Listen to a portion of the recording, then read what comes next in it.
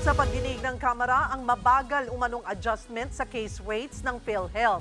Git ng ilang kongresista, hindi dapat ito natatagalan dahil may pondo naman ang ahensya. Nasa frontline ng balitang yan, si JC Cosico. Hindi po nakakapag-antay ang sakit, no? Hindi pwedeng sabihin na wag muna magkakasakit dahil hindi pa naitataas itong mga benepisyo. Yan ang sentimiento ni Agri-Party List Congressman Wilbert Lee kaugnay na anyay napakabagal na adjustment sa case rates ng PhilHealth. May pondo naman daw kasi ang state health insurer. Pero bakit daw natatagalan silang gawin ito? Sagot naman ng PhilHealth, pinag-aaralan pa nila ang adjustment sa case rates bago ito ipatupad. Kadalasan, inaabot daw ito ng 6 na buwan. Mungkahi ni Marikina 2nd District Congressman Stella Kimbo, bakit hindi nilang mag-outsource ang PhilHealth para gumawa niyan?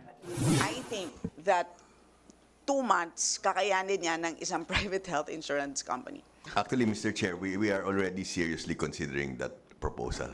Because that will probably bring it down from 6 months to around 1 to 2 And in months. fact, Ngayong taon, may benefit packages pa raw na maibibigay ang PhilHealth sa mga miyembro nito.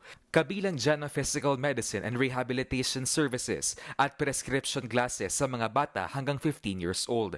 Palalawigin din daw nila ang benepisyo para sa iba't ibang klase ng cancer. Sa kabila nito, meron pa rin hindi nababayarang utang ang PhilHealth sa mga ospital. Nasa 21 billion pesos pa raw ang utang ng PhilHealth sa mga ito. Idagdag pa dyan ang bilyon-bilyong pisong return to hospital at denied claims ng state health insurer. Bagay na ikinabahala ni Kimbo. na nakaka-apekto po sa liquidity ng isang nagnenegosyo. May effect ito sa access to care. Kailangan ninyong magbayad at napakarami po ninyong pera sa inyong bank accounts.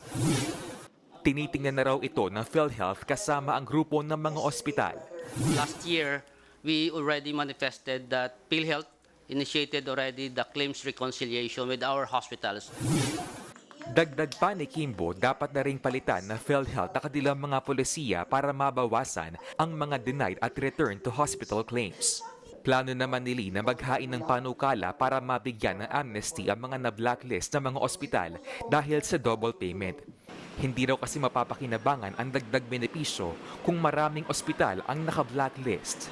Nagbabalita mula sa Frontline, JC Cosico, News 5. Mga kapatid, Cheryl Cosim po, huwag maging huli at maging una sa lahat sa balitaan. Para sa tuloy-tuloy na talakayan sa Frontline, mag-follow at mag-subscribe sa social media pages ng News 5.